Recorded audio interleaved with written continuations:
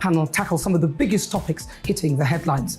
It's a place for everyone's opinion. No one gets cancelled, but no one gets an easy ride. Oh, she's on it today! Be ready for conversations that are fierce, frank, and of course, fun every Friday, Saturday, and Sunday afternoon from 4 p.m. on GB News. Every morning from 6 o'clock, we'll wake you up with GB News Breakfast with all the stories you didn't know from the night before. So whether it's serious news, entertainment, or your own views from all over our great nation, we're here to kick off your day with a smile. And the national media should be reflecting and reporting what's happening here. You will notice the northwestern accents. Whether you're with us on TV, radio, or online, every morning, it's breakfast from 6 a.m. Hope you can join us.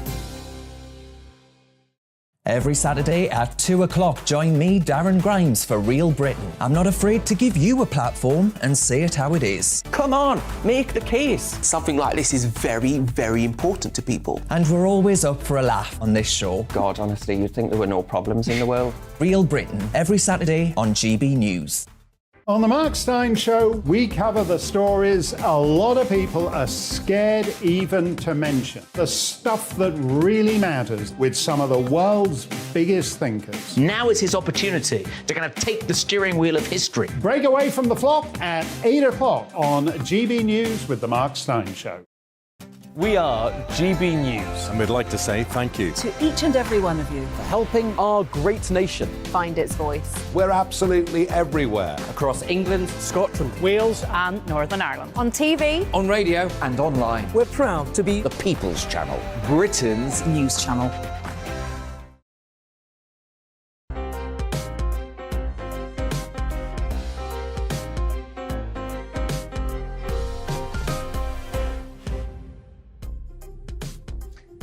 Good morning. Welcome to Portillo, your Sunday morning serving of topical discussion, debate, arts and culture. The Labour Prime Minister Harold Wilson once said that a week is a long time in politics. Well, 7 days ago, we were speculating on who would be in number 10. Now, Rishi Sunak is the resident and already embroiled in a row over his government's integrity. What will his tenure at Downing Street be like? It's 70 years since the death of Eva Peron, the co-creator and driving force behind the musical Evita. Sir Tim Rice joins me in the studio to talk about his highly controversial heroine. And with Halloween approaching, why are authors so obsessed with witches? That's all to come. But first, the news with Alice Porter.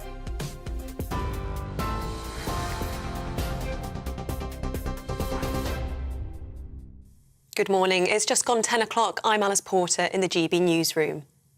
A period of national mourning has been declared in South Korea following a deadly stampede which killed more than 150 people. 22 foreign nationals from 12 countries are among the victims who were crushed during Halloween celebrations in Seoul. Most were in their teens and 20s. More than 80 people were injured. The country's president, who visited the scene, has ordered a thorough investigation into the cause. Australian Nathan Tavaniti described a wave of people in a narrow alley. One of his friends died. There's so many people. What are you going to do with 10 people? Yeah. And I had to turn around and I told the crowd, you can't come this way. People are dying. Because I already knew how bad it was. And people were being so rude, and I had to tell them, you can't come this way. And then it took so long for emergency services to arrive. Serious security concerns have been raised following reports the former Prime Minister Liz Truss's phone was hacked. The government has been urged to launch an urgent investigation into the apparent breach. Citing unnamed sources, the Mail on Sunday says spies suspected of working for the Russian president gained access to sensitive information while she was running for the Tory leadership. It also claims up to a year's worth of messages were downloaded, including top-secret details about Ukraine. The Bank of England is expected to unveil its biggest interest rate hike in 33 years as it works to tackle inflation. Economists expect the Monetary Policy Committee will increase the rate by 0.75 percentage points to 3% on Thursday. It comes amid warnings the spending cuts and tax hikes under the new Prime Minister could lead to a deeper recession. The US has again accused Russia of weaponizing food after they suspended a UN-brokered Black Sea grain deal. Moscow's move follows a claim that its fleet in Crimea was attacked by drones. Russia's ambassador to Washington suggested British military specialists helped Ukraine organise the strike. US President Joe Biden says the decision to halt grain exports will only exacerbate the global food crisis. Truly outrageous. It's going to increase starvation. There's no reason for them to do that. But they're always looking for some rationale to be able to say the reason they're doing something outrageous is because the West made them do it. And it's just not, there's no merit to what they're doing. The UN negotiated that deal, and that should be the end of it. Ukraine's President Volodymyr Zelensky says Russia's actions require a strong international response. How can Russia be among others in the G20 if it deliberately works to create famine on several continents? This is nonsense. Russia has no place in the G20. Convicted sex offenders in Scotland have changed their names over 500 times in the last 3 years.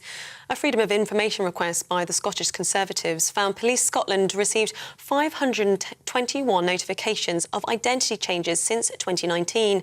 The move is allowed under existing laws, but the party has raised concerns as to whether offenders should be allowed to hide their past.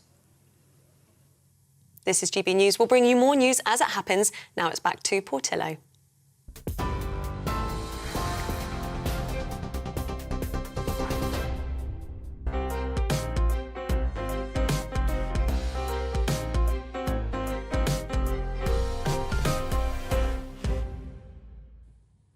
Thanks, Alice, and welcome again to Portillo. Well, Liz Truss was Prime Minister for just the blink of an eye, but her few days in office have impacted British politics profoundly. Her catastrophe has proved to both Conservative and Labour parties what cannot be done. The Tories have learned that there can be no tax cuts. In fact, just the opposite. Tax rises must rise from their already historic high levels. The reason is that public spending cannot be controlled. In particular, the National Health Service gobbles up an ever greater share of our national wealth. It's inefficient, wasteful, accident-prone, and produces worse health outcomes than other systems, but nobody knows how to reform it, let alone how to save money. And Tory MPs are in the vanguard of seeking higher spending on other things, defence, and, absurdly, protecting the legacies of the middle classes who fear that they'll be swallowed up if a parent needs to sell a house to pay for long-term care. No plan for restraining spending means relentless increases in tax. The Labour Party has learned too. If it proposes huge increases in spending, everyone will know that the markets will revolt. The frailty of governments before city traders has been revealed. Sir Keir Starmer would like to be in office for more than 45 days. The situation favours Labour, I think. The Conservatives have now nothing to offer. The size of the state will grow, not reduce. The idea of a growth economy has died with Truss's premiership. Starmer will be content that the wild people in his party have witnessed cold reality with Truss's demise. He has to do nothing other than be the alternative to this government. Normally, Labour would struggle to prove that it could be economically competent, but after the Truss disaster, the public believes that Labour couldn't be worse. This is hard luck on Rishi Sunak, who's brought good order to government after 6 years of Tory chaos. His party's poll ratings have already improved, and he should benefit from better-than-feared interest rates and falling energy costs. I think he'll get a Northern Ireland Protocol deal, so he may end up losing the general election quite narrowly. But Britain is set on decline because on one thing Liz Truss was right. Public spending that eats up an increasing proportion of national wealth will make us all poorer. Ironically, having left the European Union, our policy is now identical to our neighbours. We Europeans are on a complacent decline, whilst the United States and Asia race ahead. Rishi must understand that better than most. In a moment, we will talk to political journalist and documentary maker Michael Portillo. He's the author of a new book called Unmasking Our Leaders. And I'll be speaking to former Chief Secretary of the Treasury, David Mellor. But first, GBN News political reporter Olivia Utley is with us. Olivia, what did you make of my peroration? Well, I think that it's absolutely right that both parties have learnt a lot from the last 6 weeks. And I think there is a fear among traditional Thatcherite Conservatives that a pro-growth model is now impossible. And then you get to the stage of, as you say, Rishi Sunak has managed to bring good order to government. And we've talked a lot in the past couple of weeks about what he's going to do. And it looks as though he will manage in some way to balance the books with dramatic tax rises and public spending cuts. It looks like he's getting a plan together, sort of, for defence to help Ukraine. What I think we've talked less about is why he's doing it. There's no narrative to Rishi Sunak's plan.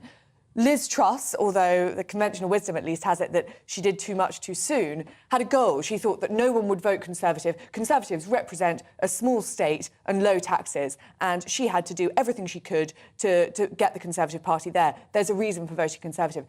If the reason for voting Conservative is just sort of to keep things as they are, to have a stable pair of hands, then you sort of wonder why people would vote for Rishi Sunak over Keir Starmer.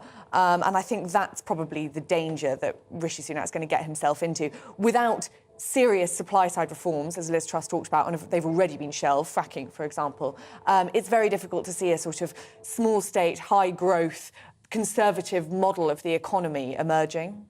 Yes, and even if Rishi is successful in portraying the Conservative Party as a competent party running the economy, the question must be whether people are going to forgive the Conservatives for what's already happened. I mean, they were given a big shock last month over their mortgage rates. As we saw interest rates rising, people began to be very, very panicky. And I think people who are scared by government don't readily forgive that government. I think that's true. And I think another issue is that over actually the last 5 to 10 years, perhaps longer, people have come to think that the state is there, and I think that's a fault of politicians on both sides of the House, that the state is there to fix all problems as they come up. And so now when people are finding it difficult to pay their mortgages, for example, the burden of that is placed entirely with the government of the day.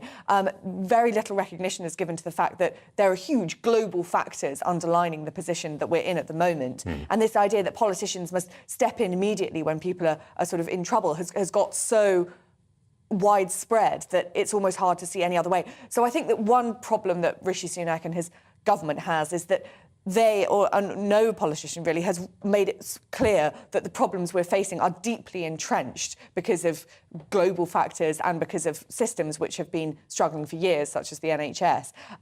So the blame just goes with the Conservative government, and that is why the Conservatives, as you say, are quite likely to lose that next election, albeit more narrowly than they might have done with a Liz Truss government. Quite likely is better than we were saying a few days ago, which was absolutely certainly. Thank you very much, Olivia Utley. I'm now very pleased to be joined by a former colleague and former Cabinet Minister who left office, I don't know whether he'll be able to believe this, just 30 years ago. My friend, the Right Honourable David Mellor. David, good morning to you. The accusation is made today, David, that Suella Braverman, the Home Secretary, rejected legal advice, presumably from Home Office lawyers. You are a King's Counsel. Tell me your opinion. Is a minister, is any client, for that matter, bound to act on legal advice? Absolutely not. And lawyers advise, politicians decide. But I do think that if you choose to reject legal advice, there has to be a good reason for it. But what the Home Office was always doing in my day was warning me about the dangers of judicial review and all the awful things that would happen if we went down a particular course. But I think the job of the politician is to decide. There are times when you simply have to do that in order to do the right thing by the British people. And certainly, so far as Suella Braverman is concerned, I think where she has been foolish is in failing to control the flow of information from her, which makes her look sloppy. I spent 5 years as a Home Office minister. All the time there would be 5 or 6 ministers in the Home Office. None of us were ever hauled up for having misused information. And what that does is undermine what otherwise is a perfectly good ideas that she has, which is we have to control migrants, particularly migrants coming across the channel in small boats, something that her previous predecessor, Priti Patel, couldn't do. I mean, to me, the shocking statistic, Michael, is that in 2020, 50 Albanians made the crossing, and this year it's 10 to 12,000. They're Albanian men, young men. They're not coming to Britain because they have to. They're not coming to Britain because they're going to make some great contribution to the future of our country. They're coming to Britain in the main because they are criminals, and Albanians are notorious for setting up drug gangs and so on. It's not wrong for Suella Braverman to want to do something about that. David, I think you make good points, and I'll take your point about how sloppy Suella Braverman has been with information. But I wonder whether you suspect that the Home Office is once again trying to push out a Home Secretary, which I think is a pattern we've seen before. In other words, they give legal advice. If the Minister decides not to take the legal advice, they then leak the fact that the Minister has not taken legal advice, which to the layman sounds a bit like some sort of crime has been committed. You and I know that ministers decide, and they can decide not to take legal advice. Yes, there may be some of that. You see, when I spent my 5 years at the Home Office, we had big, strong Home Secretaries like Willie Whitelaw. But also, the Home Office was a very, very high morale department. There was no Department of Justice at that time. And so there was no real breakdown in the relationship between Home Office ministers and Home Office civil servants. And I spent a lot of time keeping in touch with some of my civil servants, and some of the most fascinating times I've ever spent in my life were actually discussing policy issues with them. But I fear things have gone downhill, not because I've got nothing to do it anymore, but you feel that the relationship between ministers and civil servants has deteriorated to such a point that something I never believed in my 11 years as a minister, civil servants were out to get you, you know. Paranoids, even paranoids have enemies, and I think Suella Braverman has probably got a few enemies. David, I'm very glad you've made some of those points. Both you and I were Chief Secretary of the Treasury, and for example, the working relationships we had in the Treasury I thought were absolutely superb. I had the greatest admiration for some of my civil servants, and I was very pleased about the way that we worked together. And something is rotten in the state of Britain if relationships between civil servants and ministers have broken down. David, it's marvellous to talk to you again after a while. I hope you're well, and I hope to see you on GB News again before long. Michael Portillo has worked in television since the late 1960s and is known for incisive documentary films that go inside British politics and which penetrate the minds and hearts of political leaders. He's produced a book that reflects on his more than 50 years of observation at the centre of power, with chapters on leaders from Harold Wilson to Boris Johnson. The book is called Unmasking Our Leaders, and I welcome Michael Portillo. Good morning. Good morning. Do politicians need to be unmasked?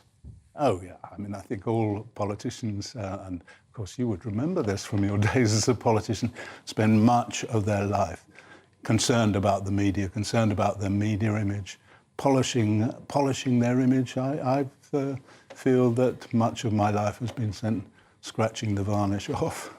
But are they different from other people in this respect? I mean, I will put it to you that a business leader, a celebrity, I think even members of the public, to some extent, wear a mask. You can call it a mask. We try to put forward an image of ourselves to our friends, to our relations, to the outside world. I'm just wondering, really, this goes to the point of whether you think that politicians are a species apart. I think they are, in a way, because the people that you're talking about who are not politicians aren't up for renewal every 5 years from the public, and you have to contact directly with the public all the time as a politician, not when you're an industrialist or something like that. You see, I'm quite worried about your attitude because I think it permeates British politics, and I think it's fundamentally wrong. Where do politicians come from? They are members of the public until they step forward for election. They're probably councillors first and they become members of parliament.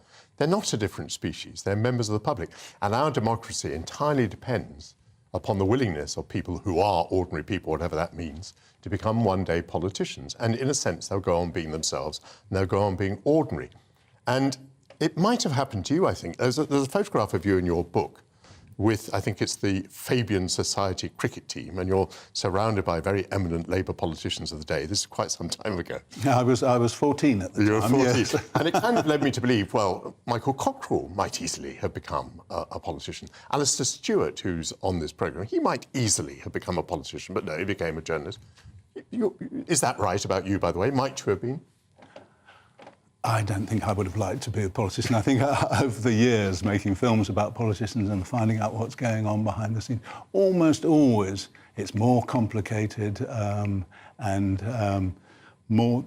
The blacks turn out to be grey and the greys turn out to be white, and the heroes have feet of clay, and the villains have redeeming features. All those things, all that complicated. But I think I would have been able to do some of what politicians do, but I found it more interesting to find out what's going on behind the scenes. Every time I've talked to journalists who've gone into politics, say as special advisors or even as ministers, they said everything within an hour or so in the minister's office or in the Secretary of State's office, there are 10 stories that would have made the front page of my newspaper. And I don't think the journalists know very much a lot of the time.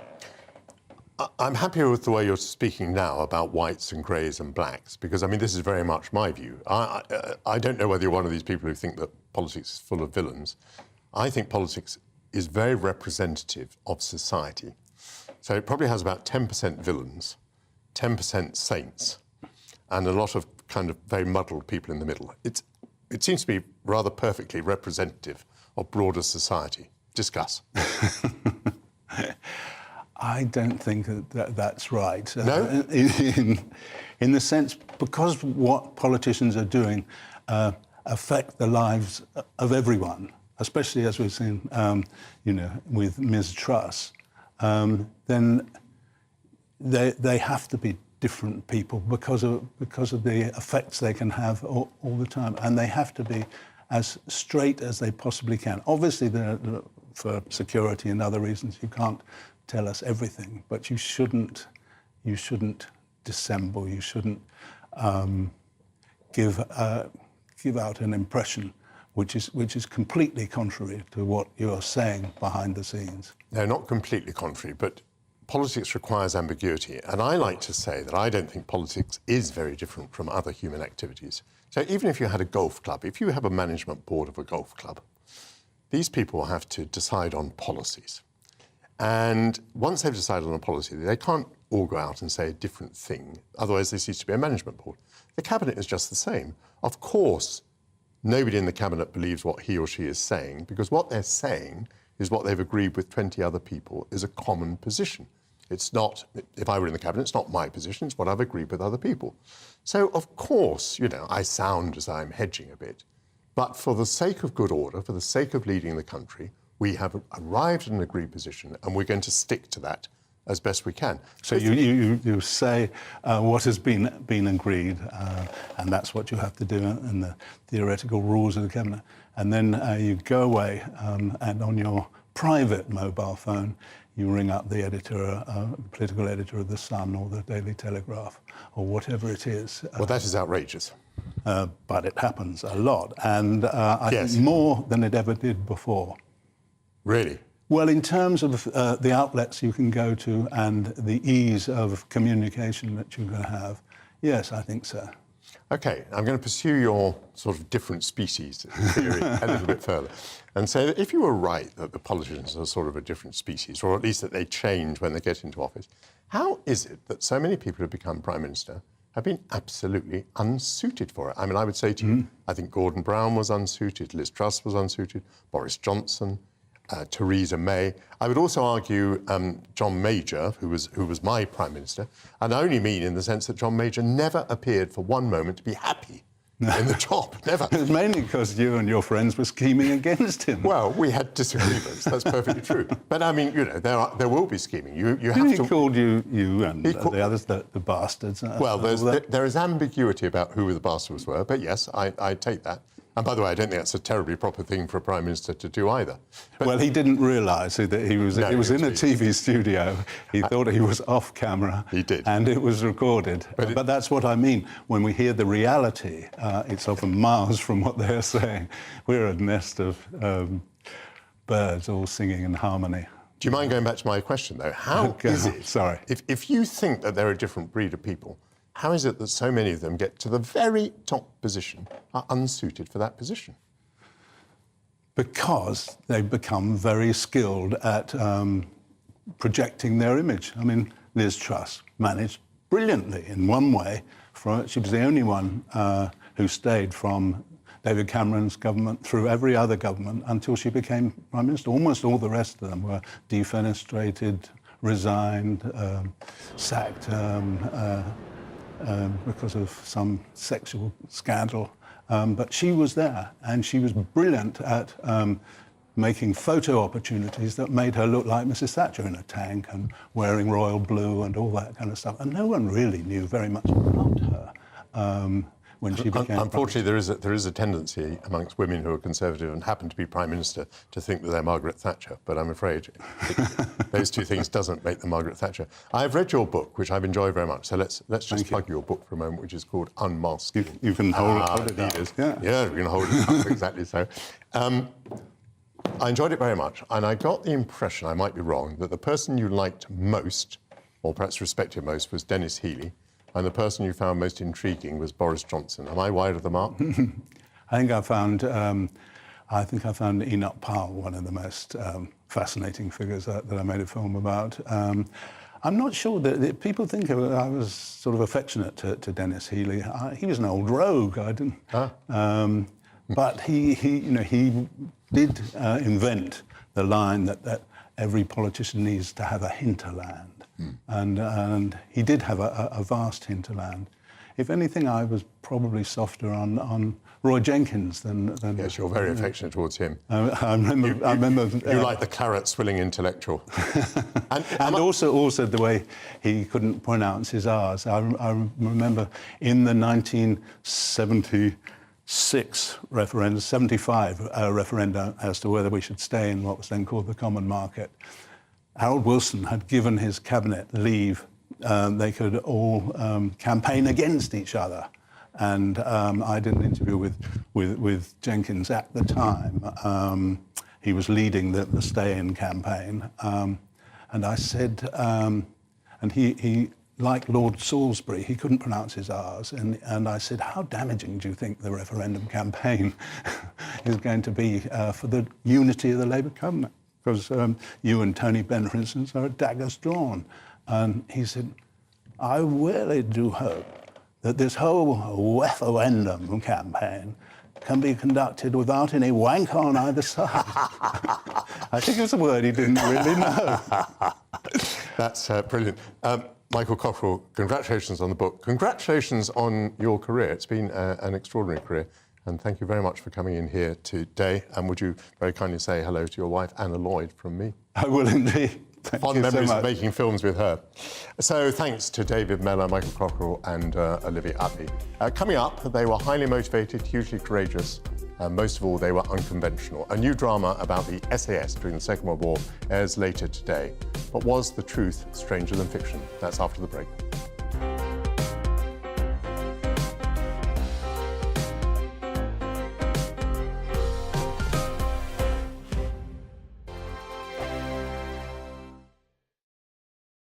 Every morning from 6 o'clock, we'll wake you up with GB News Breakfast with all the stories you didn't know from the night before. So whether it's serious news, entertainment, or your own views from all over our great nation, we're here to kick off your day with a smile. The national media should be reflecting and reporting what's happening here. You will notice the northwestern accents.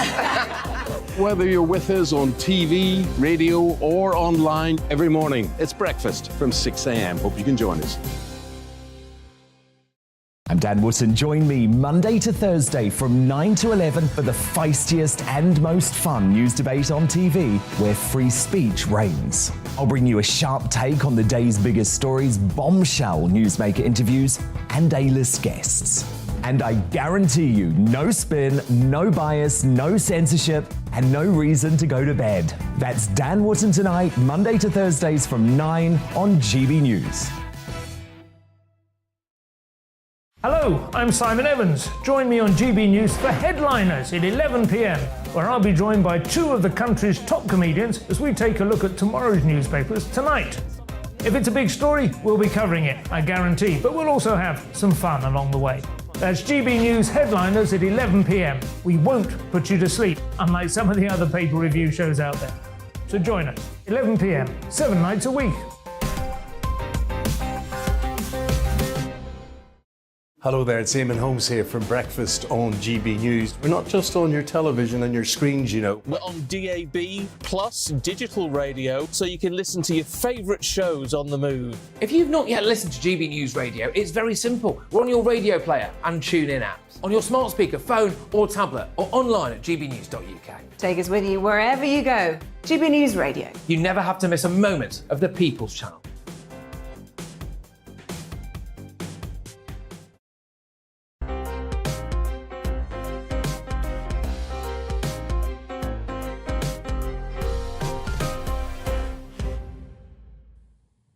Good morning again. Welcome back to Portillo, your Sunday serving of conversation, debate, arts and culture. During the Second World War in 1941, an elite British fighting force was formed in North Africa.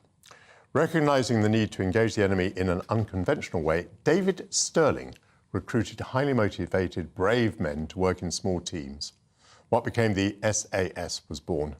In 15 months, the SAS destroyed over 250 aircraft on the ground, and dozens of supply dumps and wrecked railways, telecommunications and enemy vehicles.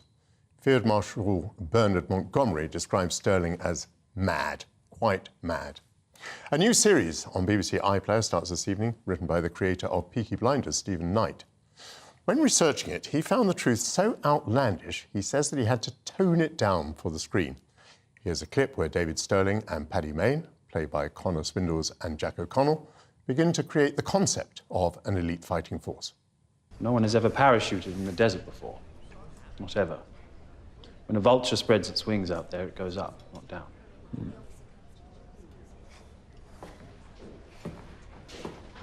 So someone would need to try it. Yes. Just us. You and I. I was hoping Mayne would join us, but we can do it without him.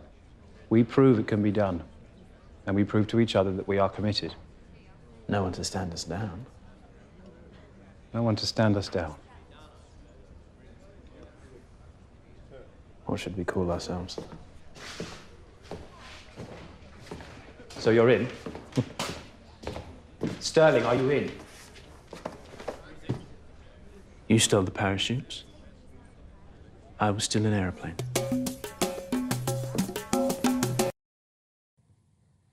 Great line. Well, Chris Ryan is a former SAS officer. He's written about the history of the regiment. Chris, welcome to GB News. Great to see you. Thanks for having me. You met David Stirling? Yes. Yeah, I met him in the 80s. It was like meeting, you know, your hero, your god. He was obviously the founder of the SAS, and I found him to be a very charismatic man, very quietly spoken. But he showed interest in me. I was a young trooper, and I was actually there because David was supporting a former colleague of mine to climb Everest, and he had a real interest in mountaineering.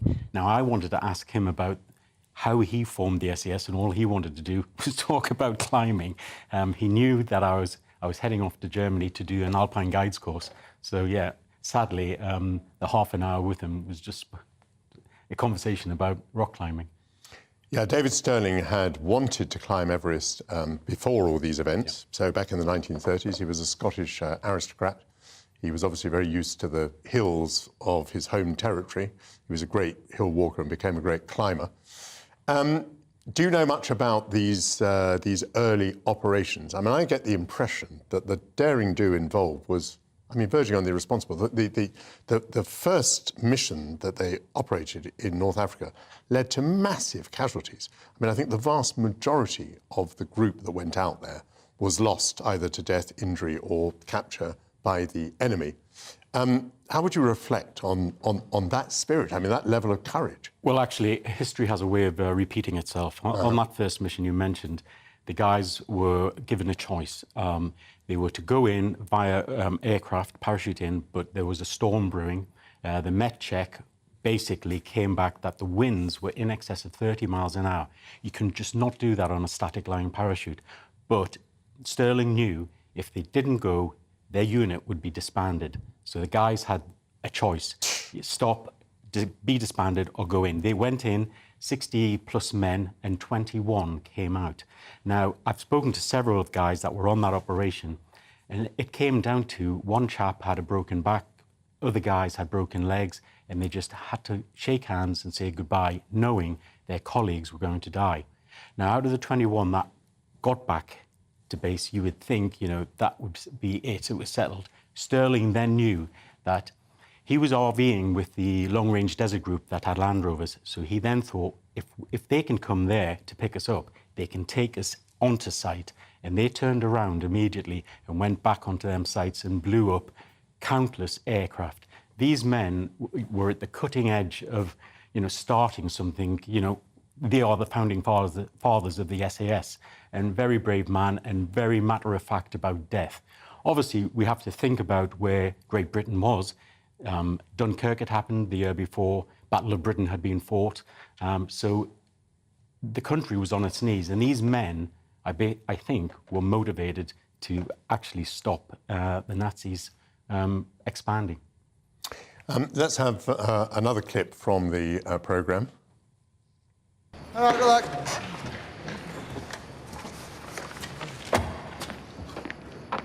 Take these and hand them out to the men. Yes, sir.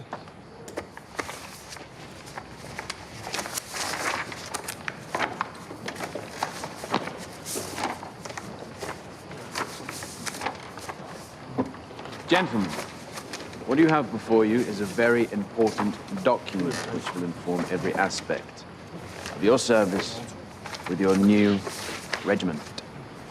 Page 1 is a list of the specific objectives we have been given by GHQ for the duration of the forthcoming campaign. On the second page, you will see a diagram of the chain of command within our unit, along with protocols and uniform requirements which must be strictly obeyed. And on the third page, you will see a list of the equipment, supplies, tactical support we will be given by GHQ for our actions behind enemy lines. The SAS is a blank page. Great script writing, and I saw you chuckling there. Just to the name of the regiment, the Special Air Service, I understand that although that first operation was a parachute operation, that actually the Special Air Service was a misnomer intended to mislead the enemy. Yes, it was a unit, and they had small dummies, and they would throw them out of an aircraft to fool the Germans into thinking paratroopers were attacking. And probably, I think there's probably a bit of tongue-in-cheek in that. But once they formed the Special Air Service, yeah, it just grew and grew and grew to what it is today. One thing that does impress me, the regiment always evolves. And no matter where, you know, or what is happening, they look and just grow. And take it from when the regiment was disbanded after the Second World War, they were reformed in the 50s for the Malay emergency, and nobody really had fought in the jungle. So they developed jungle tactics and then moved on from there. And then they were back into the desert in Oman in the 70s. And then we saw them when they took over the anti-terrorist team. There hadn't been a unit like that formed. And then we saw everything that happened on Princess Gate. And then in the 90s, we were back in the desert. Yeah, no, it's an extraordinary history. I talked about what happened in 15 months in North Africa, and the reason I refer to 15 months is that, of course, David Sterling is captured after 15 months. The command then has to move on, and, of course, Sterling goes on to make multiple escapes, but eventually is put into Colditz, from which he's not able to escape. So your reflections on this extraordinary man? Just a true hero, absolutely, and his foresight and vision saved countless lives. And these were dedicated men who were actually making it up as they went along. There was no special forces, paperwork or anything, but these guys were visionaries and very, very tough men. There was no paperwork, there was just a blank page. Yes, absolutely. Chris Ryan, thank you very much indeed. SAS Rogue Heroes is on BBC iPlayer. Well, from the theatre of war to the West End stage, in 1958, Julie Andrews famously could have danced all night, starring in My Fair Lady on the West End stage. Her ballroom dress, designed by Cecil Beaton, heavy with rhinestones and sequins, is the centrepiece of a new exhibition at the Victoria and Albert Museum called Reimagining Musicals. It's one of 100 items, most of them being displayed for the first time, that celebrate the transformative power of musical theatre. One of the items that caught my eye is the costume from the musical Wicked, especially as we're going to be talking about witches later in the programme. The exhibition also charts the way that musicals have evolved with the passage of time. Stefan Kyriazis, arts editor of Express Online, went to see the exhibition. We're here at the V&A. This is Reimagining Musicals, a show about imagining musicals, what some of that source material that shows have turned to, but also what about that evolution? Once a show's up and running, what happens next? What might change, what might evolve, and how have we got to the landscape of musical theatre as we know it today? So the V&A is the National Museum of Art, Design and Performance. Performance, one of those really important three key pillars of our work. Art, design and performance reflected in this show, and we're very lucky to be the national collection of the performing arts. So the objects that you see here on display, 100 of them, 94 seen for the first time on display for the public, are all protected for future generations as part of our remit. This is a modern world. Do we still want musicals? Are they relevant to our tough modern society? I think there's always a place for entertainment and escapism, which is what the musical brings, but also that power of transformation, which I think really attracts us to it. So through song, through drama, through dance, that wonderful tripartite, the transformative power of being in a community of people on stage and in the audience, but also seeing transformations, whether that's the set, whether that's a character journey, whether that's an aspect of the music. There is something very, very powerful about that all coming together in a group, in a community at once, and knowing it will never be like that on any other performance. People always love to see costume. We've got some amazing costumes on display, from Julie Andrews' dress designed by Cecil Beaton for My Fair Lady and the West End, through to more contemporary shows like Everybody's Talking About Jamie. We've got costume for Catherine of Aragon from Six the Musical, Satine from Moulin Rouge. We've got a whole broad landscape of that. Musicals are sometimes seen as quite lightweight. Are they also, obviously they're reflecting important issues, would you argue they're also a way of stealthily exposing audiences to new ideas, new thoughts, new social, that they're actually moving a conversation forward? They can be incredibly powerful in their agenda. Let's take inclusive casting, for example, or some of those other aspects, whether you're pro a particular thing or anti a particular thing. Like all forms of theatre, entertainment can be political, is political, and there are very various ways that you can bring that to the stage. So the power to educate, inform and entertain, we see that throughout the entire history. There is always a fascination with, let's say, the canon of musical theatre and that historical material to bring it relevant to today's society. Let's not forget, until 1968 in the UK there was a censor. You couldn't depict certain things on stage, such as homosexuality. But we're seeing shows today embracing that, because at the end of the day, we want audiences to come and see these shows. There has to be an aspect of relevance. And, as we have seen across the world with productions, audiences are that group of people that are holding shows to account. When a musical stage, it looks in that culture of the time. So what was society thinking at the time? What were they doing? What were their attitudes to race, gender, sexuality? Now, of course, society evolves. There is the acknowledgement of the historical, but there's also the acknowledgement of the present and our responsibility to look at that, to reimagine that, to reappraise and readdress. And those are just some of the many things we look at in this show. Reimagining Musicals runs at the Victoria and Albert Museum in London until the 20th of November 2023. Coming up, this year marks the 70th anniversary of the death of Eva Perón. Sir Tim Rice, co-author of the musical Evita, will be here after the break.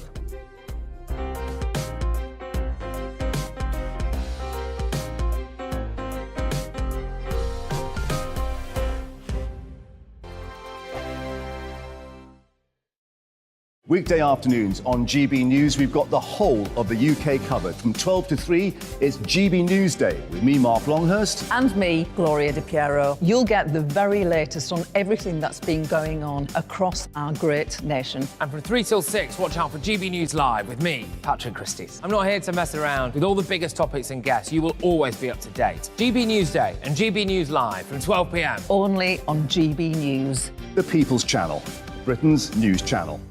Hi there, it's Stephen and Anne. At breakfast from 6 a.m, you'll always be caught up with everything you need to know, the latest headlines, opinions and debates. We'll bring you the good news and the bad, but most of all, we're here for you. Remember, send in your views and let us know what you would like us to talk about. That's because we're your news channel. And every morning at 6 a.m, it's breakfast on GB News. Join me, Nana Akua, on Friday, Saturday and Sunday afternoons on GB News. Expect fiery debate and passionate discussion as me and my panel tackle some of the biggest topics hitting the headlines. It's a place for everyone's opinion. No one gets cancelled, but no one gets an easy ride. Oh, she's on it today! Be ready for conversations that are fierce, frank, and of course, fun every Friday, Saturday and Sunday afternoon from 4 p.m. on GB News. On Mark Dolan tonight, we have a simple plan, which is to inform, stimulate and entertain in equal measure. It's all about getting your opinions on the national television airwaves. I love my viewer emails, mark@gbnews.uk. So do join me from 9 p.m. to midnight every Friday, Saturday and Sunday for big guests, big opinions and a big presenter. 6'5", don't you know? See you then on GB News.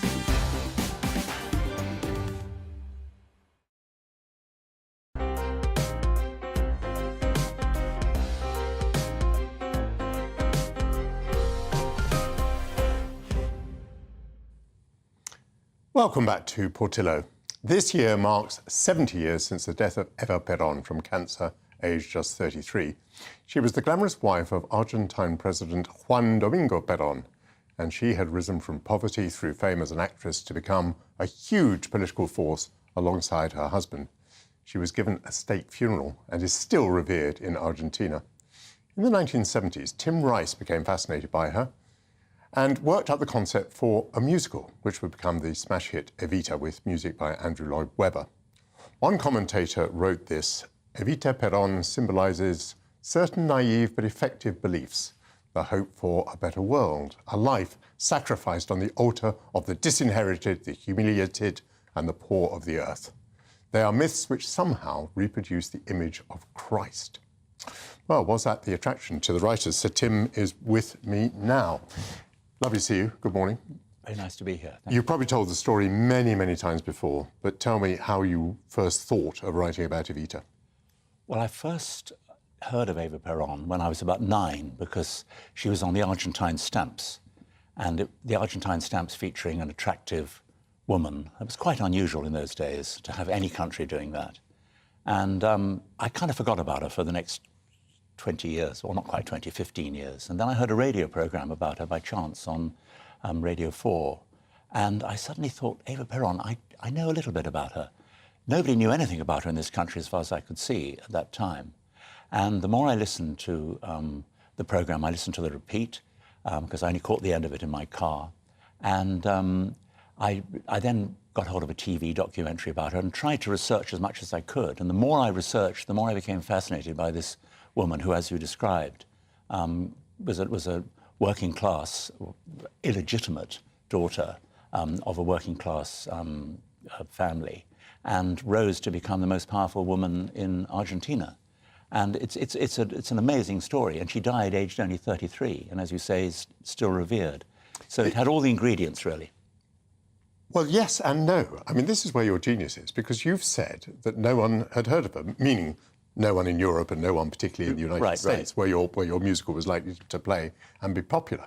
And also, to the extent anybody did know anything about her, she'd been to visit General Franco in Spain. And so she was at least linked with fascism. And by the way, just to remind ourselves, you were doing this in the mid-1970s. General Franco only died in 1975, Salazar in Portugal, what, 76, 70, I can't remember, around that Yes, period. yes. So actually we still had fascism in Europe. How did you take the leap to think that you could do a musical about a woman who was thought to be fascist, and that was probably the only thing we knew about her?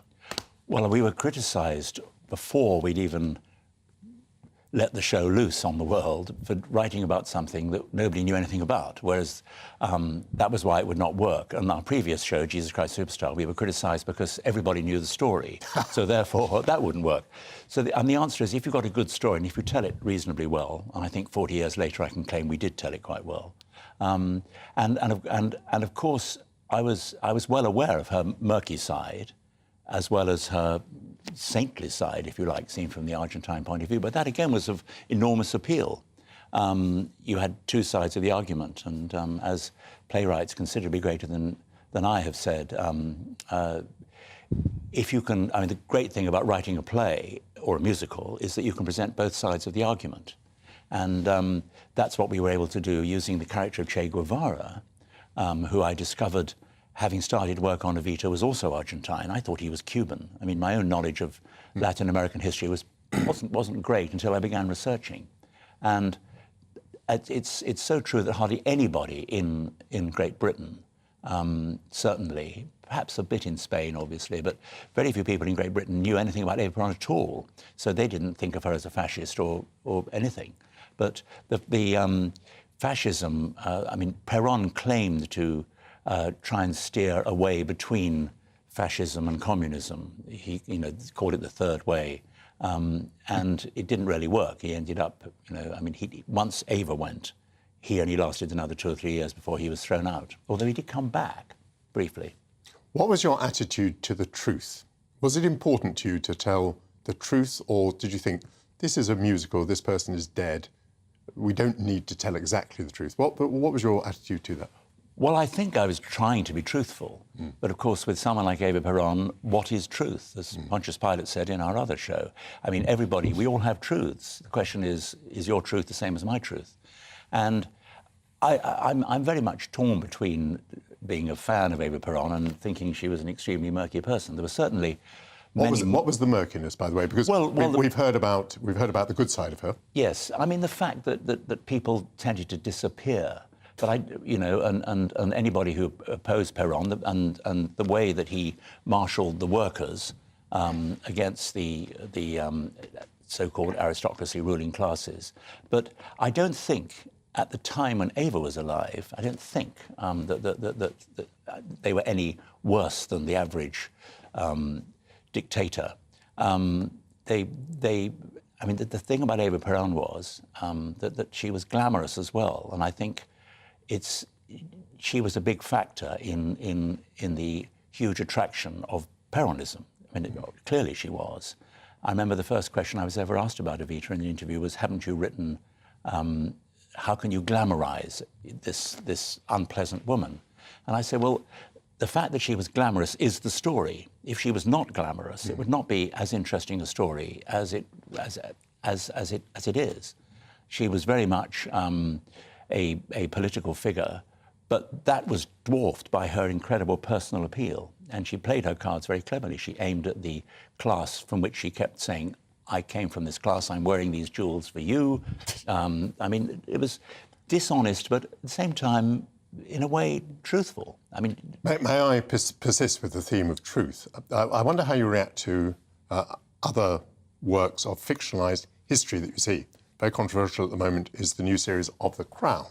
Yep. Do you have a view about how far the artist is entitled to go in reproducing scenes which obviously didn't occur, but which tell some sort of truth? And do you have any feeling about whether The Crown has crossed the line that you would draw? Well, I think The Crown is different because it's dealing with people, many of whom are still alive. And Eva Perón, of course, had been dead for quite a long time, even when we began working on it. And it's difficult. I would say that if you're going to offend people who are clearly not evil and not unpleasant, then I think I wouldn't want to go there. I mean, the fact that there was Eva Perón was 20 years dead when we began working on her. I think if she'd still been alive, I'm not sure I would have wanted to do it. And talking about not wanting to do it, do you think you could do it today? Do you think you would be cancelled today writing a musical about someone who was thought by some to be a fascist? I hope not, because I think people should be able to write about, you know, within reason, almost anything. I mean, there have been plenty of I mean, as long as you I mean, I wouldn't want to promote fascism or Eva Perón's way of life at all. But I think we attempted to get an accurate portrayal of why she meant so much and still does to so many people in Argentina. She had good points, you know, she had bad points, but that's true of an awful lot of people. Indeed, particularly in politics. May I ask you a very personal question? Where were you last night? Last night I was at the Charing Cross Theatre in Villiers Street, or Under the Arches, where, because we had the first preview of new show I've written. Actually, it's not that new, but we've it's called From Here to Eternity, written with Stuart Brayson, the composer, and it was on in London about 9 years ago, where it got good reviews and wasn't a hit. Normally, I get bad reviews and have a hit, and I think I prefer that way round. But it was the first preview. It's opening at the Charing Cross Theatre, which is a very small space, on November the 8th. And it was great. It went well. So it's a nice score. It's quite a, I mean, that's a wartime political story in many respects, about soldiers in Hawaii before Pearl Harbor. And it was very well received last night at the first preview, so keeping my fingers crossed. Was the press there last night? No, thank goodness. But they'll be there on November the 8th, or some of them will, I think. But I wouldn't have minded if they had been there, to be brutally honest, because the audience received it very well. Very good. As you look back over your career, what do you think has given you the greatest pleasure of the musicals you've written? Would it be Evita? I've pressed you on Evita Well, today. it might be Evita. I think the opening night of Evita, which was successful, was perhaps the highlight, simply because it kind of proved that whatever people thought of us, we weren't just one-hit wonders. And that kind of established Andrew and me as people who were going to be, for better or for worse, around for a while. But I've had lots of good moments and lots of bad moments since then. Sometimes things don't work, and sometimes you don't mind if they don't work. But I've been very lucky by and large. I've got very few complaints on the work front. And have you had to spend much time since Evita dealing with people, maybe Argentines, saying, you got this wrong, I don't like this part of the portrayal, or have you been able to leave the work in the past? Well, not a lot. I've been to Buenos Aires 2 or 3 times since, and an awful lot of people, including the wonderful Elena Roger, who's one of their big stars in Argentina, who played Evita over here in one of its revivals. They basically get it, I think, and they like the fact that there are 2 sides to the story. Of course, there are absolute wild enthusiasts on either wing, but I haven't come across too many of them. But we've had people say, you're far too nice to her, and other people say, you're far too unkind to her. So we think maybe we got it right-ish. Well, you certainly got it right commercially, and it is a great show. Tim, what a great pleasure to see you. Thank you so much for coming in this Sunday morning, and good luck with the new show, or the new production of an old show. Thank you, Michael. Coming up, trigger warnings, white witches and black sheep. All to come in the next hour, but first let's get the weather with Alice. Looking ahead to this afternoon, and the UK is looking mixed with bright spells and showers and more general rain clearing from the southeast. Let's look at the details. While showers affect mainly southern parts of the country, the north of Scotland should escape most of them this afternoon. There'll be plenty of bright weather, although it will be quite windy. The odd shower is possible across Northern Ireland, although many parts should be dry, with some bright or sunny spells developing at times. A changeable afternoon's expected across northern England. Some sunshine's likely, but there'll also be a scattering of showers, some heavy and possibly thundery. Northern parts of Wales will also have a mixture of sunshine and showers, although in the brighter moments temperatures should reach 16 degrees Celsius or 61 Fahrenheit, which is above the late October average. The south to southwesterly breeze will feed the occasional shower in across the East Midlands. There will also be some brighter breaks through, and out of the wind, it shouldn't feel too bad at all. After some early patchy rain, East Anglia should just about remain dry for the second half of the day. The wind should also be a lighter here. The middle of the afternoon also looks fine across the southern counties of England. There'll be some cloud floating around, but with the sun appearing, though, all the times. Heading into the early evening, most of the showers will die out to leave clear spells, although it will stay breezy. And that's how the weather is shaping up for the rest of the day.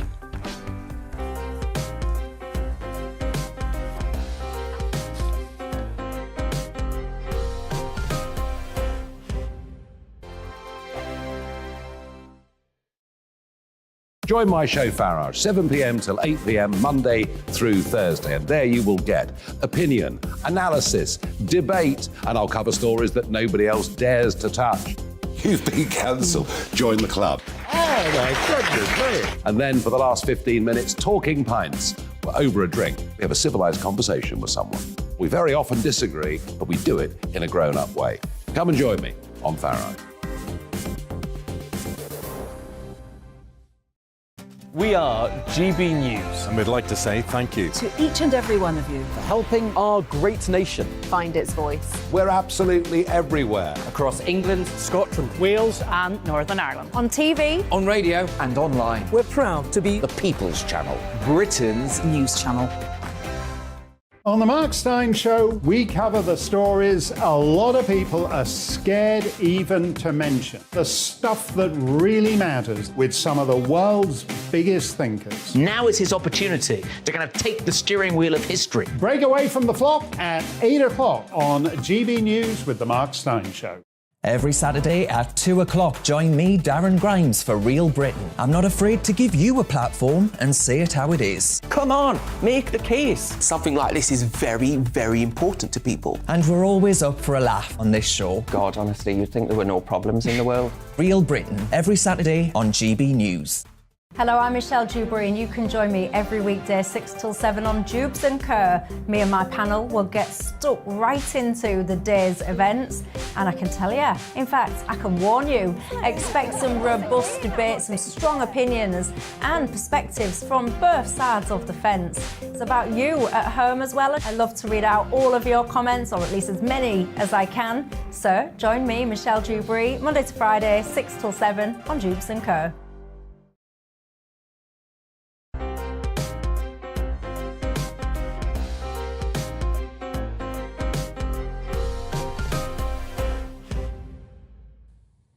Welcome back to Portillo, your Sunday morning serving of topical discussion, debate, arts and culture.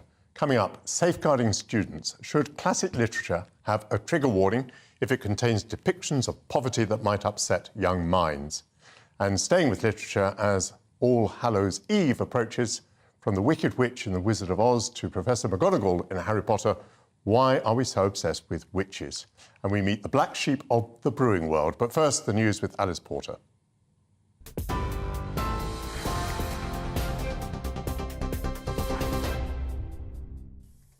Good morning. It's 11 o'clock. I'm Alice Porter in the GB newsroom. A period of national mourning has been declared in South Korea following a deadly stampede which killed more than 150 people. 22 foreign nationals from 12 countries are among the victims who were crushed during Halloween celebrations in Seoul. Most were in their teens and 20s. More than 80 people were injured. The country's president, who visited the scene, has ordered a thorough investigation into the cause. Australian Nathan Tavaniti described a wave of people in a narrow alley. One of his friends died. There's so many people. What are you going to do with 10 people? Yeah. And I had to turn around and I told the crowd, you can't come this way. People are dying. Because I already knew how bad it was. And people were being so rude, and I had to tell them, you can't come this way. And then it took so long for emergency services to arrive. Serious security concerns have been raised following reports the former Prime Minister, Liz Truss's phone was hacked. The government has been urged to launch an urgent investigation into the apparent breach, citing unnamed sources. The Mail on Sunday says spies suspected of working for the Russian president gained access to sensitive information while she was running for the Tory leadership. It also claims up to a year's worth of messages were downloaded, including top-secret details about Ukraine. Cabinet Minister Michael Gove has rejected calls for the government to publish documents on Suella Braverman's security breach. It comes after Labour said they would try to force the government to publish its assessment of the Home Secretary's data breach as the backlash grows against her reappointment after she was forced out of the role for breaking the ministerial code. Both Labour and the Lib Dems have raised national security concerns and called for a Cabinet Office probe. Speaking to Sunday with Laura Kuenssberg, the Levelling Up Secretary insisted he's more than satisfied with her reappointment. I am satisfied, more than satisfied, that in resigning, accepting responsibility, apologising, and then in being assured by the Cabinet Secretary and the Prime Minister that Suella coming back into office was the right thing, that Suella is now in a position to do the work. The Bank of England is expected to unveil its biggest interest rate hike in 33 years as it works to tackle inflation. Economists expect the Monetary Policy Committee will increase the rate by 0.75 percentage points to 3% on Thursday. It comes amid warnings that spending cuts and tax hikes under the new Prime Minister could lead to a deeper recession.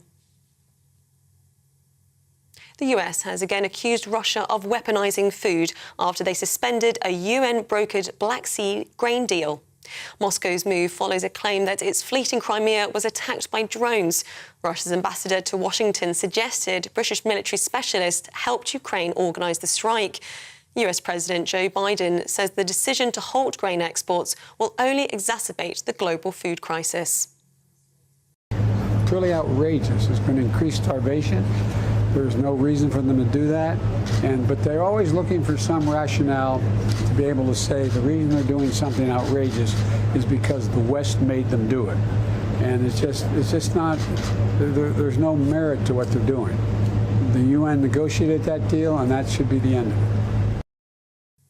Ukraine's President Volodymyr Zelensky says Russia's actions require a strong international response.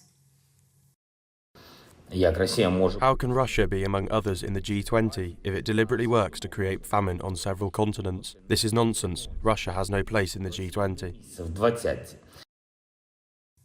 Convicted sex offenders in Scotland have changed their names over 500 times in the last 3 years.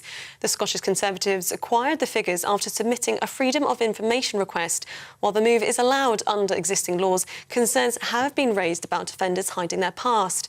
The party wants the Scottish Government to close what it says is a dangerous loophole. This is GB News. We'll bring you more news as it happens. Now it's back to Portillo.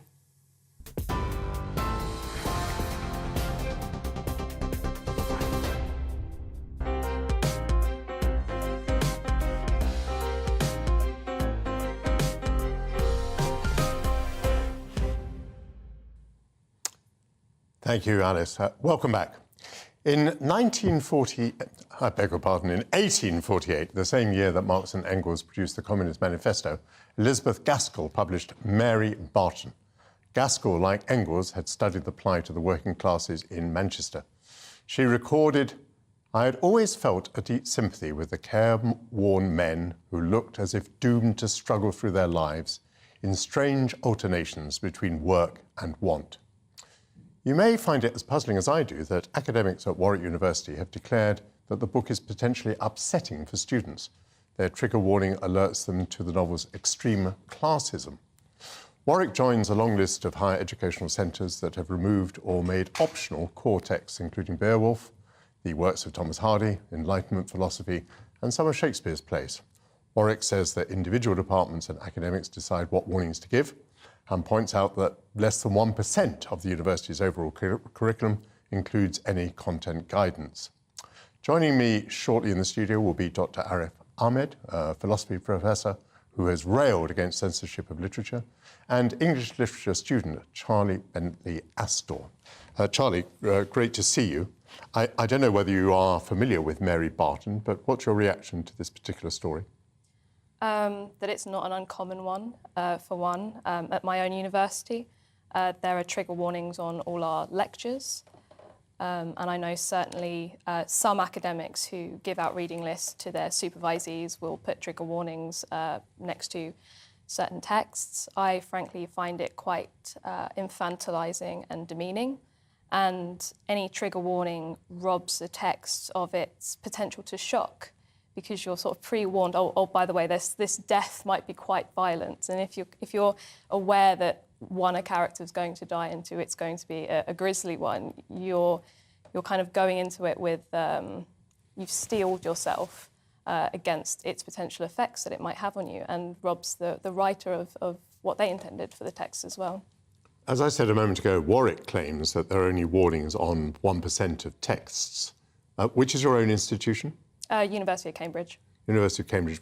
Have you any idea on what percentage of text you might see a trigger warning? What does it feel like? I'd say 20%. 20%. That's quite a high number. Certainly, most lectures have some sort of trigger warning next to them. Most lectures? Most lectures will have some sort of, whether it be colonialism or sexism or classism or any, even things just like blood. We will discuss blood in this lecture, you know.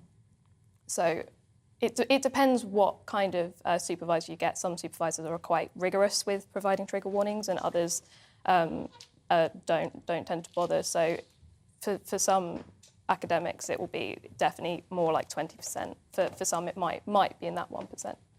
So we're only talking to you.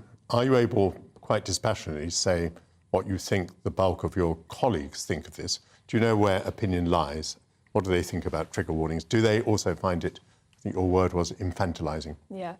No, I'd say most of the students haven't given it a second thought, if I'm honest. And when I first got to university, I noticed trigger warnings next to my lectures and some of the books I was being recommended to read, and just sort of shrugged it off because I was like, oh, okay, this is how it works here. This is what we do. But certainly, other students just tend to, if you do bring it up, just tend to shrug it off, thinking, oh, well, it's inclusive to have the trigger warnings on there. That's interesting, because it's a debate that rages in certain newspapers and periodicals, and indeed in Parliament.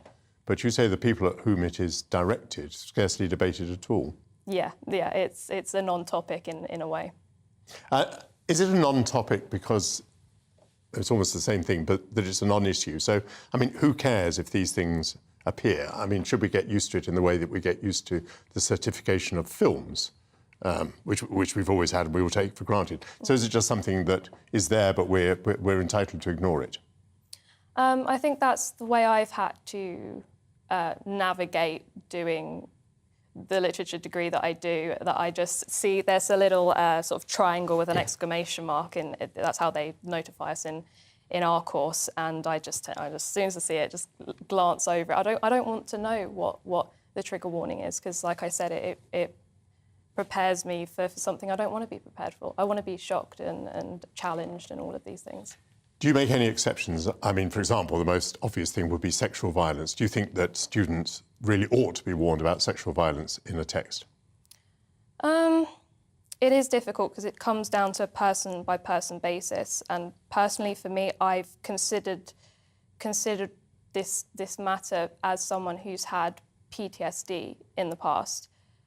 I thought that maybe that's what I would want at the time, but having lived through that, I've realised that personally for me, I don't. But it doesn't mean that perhaps something like that. But it's where you draw the line with when students say harm and how subjective that can be. It's where do you draw the line? So can you imagine any place whatsoever for censorship? Are there any things that students should not be seeing on the recommendation of their teaching staff? No. I think, for me, any kind of censorship encroaches upon personal autonomy. And often in the freedom of speech debate, we talk about the freedom to speak, but not the freedom to listen, and the freedom to engage. And the big argument against free speech is that language shapes people, and images and all of art shapes people. And so in someone saying to you, you can't see this thing, you shouldn't want to see this thing, you can't read it, you're taking away that person's ability to shape their own life in some real sense. That would be very much the way that I would see it. And just as a reminder, I assume all students are adult in the sense that they're over 18. Over 18, yeah. Yeah.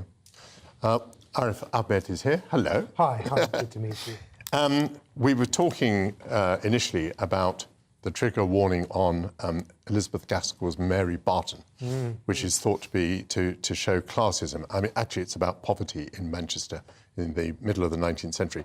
What's your reaction to this news? This is at Warwick University. Yeah, I think there's a couple of things to say about that. So the first thing is, I think it's important to distinguish between cases where an institution actually forces trigger warnings on individual academics and cases where individual academics make a decision for themselves to put trigger warnings or content warnings, or whatever you want to call them.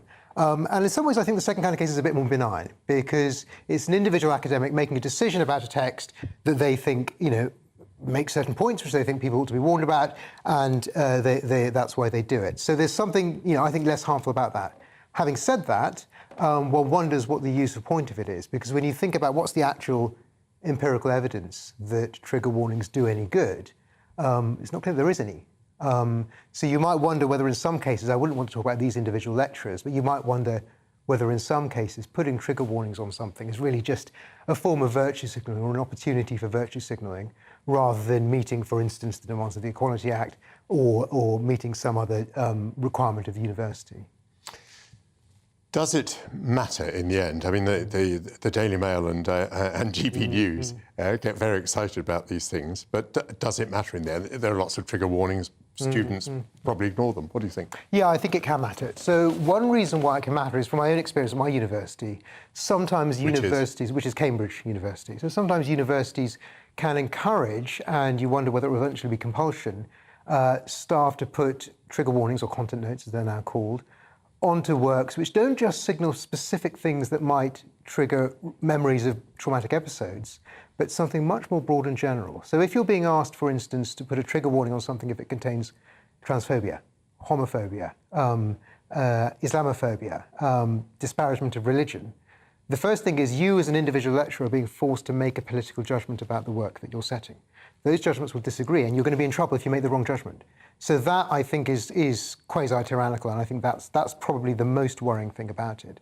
The other somewhat worrying thing about it is the burden that's imposed on individual lecturers. If you're required to look through every single text that's being read and find a single page or sentence that somebody might think is Islamophobic or Christianphobic or anti-Semitic or transphobic, it's going to involve a huge amount of work, and the risks of getting it wrong might be quite high if there's an expectation among students that that's going to happen. So the danger, apart from infantilizing students, which is the point we've been hearing about just a moment ago, is also a political one, and it's a creeping political one. It's getting worse, is it? I believe it is, yes. So one of the indices of this is the fact that sometimes universities will present these requirements as though there's something that come from legislation, for instance, the Equality Act, and they'll say the Equality Act requires you to make reasonable adjustments, and this is what content warnings are. But then there's a huge expansion of what they count as content warnings, going well beyond what the legislation requires, which involves ultimately universities and perhaps university administrators impinging on what ought to be the academic judgment of individual lecturers. That's what's dangerous, I think. Actually, you make a really good point, and legislators need to think about this a lot more. It isn't just what legislation says, it's what people do with that legislation. And I know that in one field after another, people who have agendas will make assertions about what a law says, and those assertions are not justified, and no lawyer would back them up on that. I found that a very interesting discussion, thanks to Charlie Bentley-Astor and Dr. Arif Ahmed. Coming up, the devolved government in Northern Ireland remains in deadlock. It hasn't functioned since February, and now it's facing further elections. Can the stalemate be resolved? That's after the break.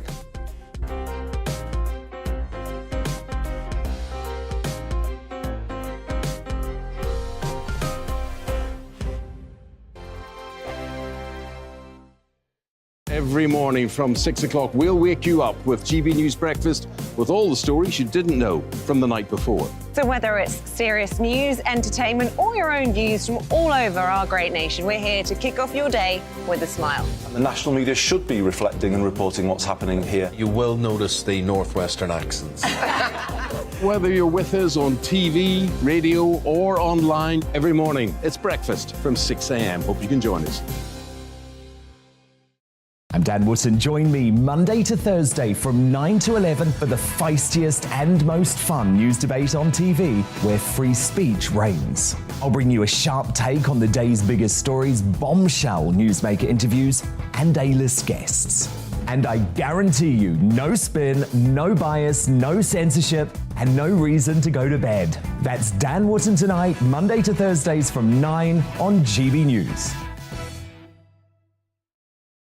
Hello, I'm Simon Evans. Join me on GB News for Headliners at 11 p.m, where I'll be joined by two of the country's top comedians as we take a look at tomorrow's newspapers tonight. If it's a big story, we'll be covering it, I guarantee, but we'll also have some fun along the way. That's GB News Headliners at 11 p.m. We won't put you to sleep, unlike some of the other paper review shows out there. So join us, 11 p.m, 7 nights a week. Hello there, it's Eamon Holmes here from Breakfast on GB News. We're not just on your television and your screens, you know. We're on DAB plus digital radio, so you can listen to your favourite shows on the move. If you've not yet listened to GB News Radio, it's very simple. We're on your radio player and TuneIn apps, on your smart speaker, phone or tablet, or online at gbnews.uk. Take us with you wherever you go. GB News Radio. You never have to miss a moment of the People's Channel. Join me, Arlene Foster, for the briefing on GB News. Every Friday at 3 p.m, I'll give you all the latest political news and analysis, and we'll have robust live debate. To make sure that you're caught up on all of the biggest issues of the day, we'll bring on experts in their field. I'll ask the questions that you'd like to ask. We're not afraid to tackle discussions from all perspectives, including yours. Don't forget, the briefing with me, Arlene Foster, every Friday at 3 p.m. on GB News. Hello, I'm Alastair Stewart, and I'd invite you to join me at noon on Saturdays and Sundays for Alastair Stewart and Friends. I've been in this business for over 40 years. Now, here at GB News, I've never been happier. I get to choose the big stories that really interest me. We hear what you have to say, and you hear what I have to say. I really hope you can join me, noon on Saturdays and Sundays.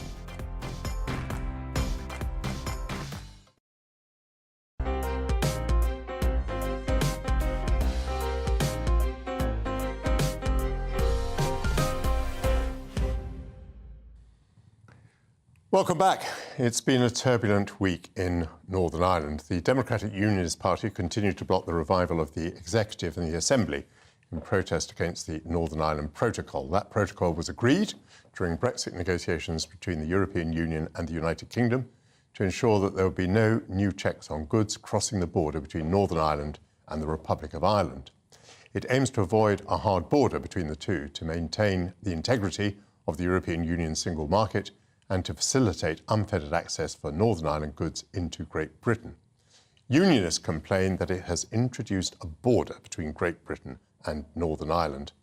A deadline to restore devolved government passed without any resolution, which means that an election will be held within the next 12 weeks.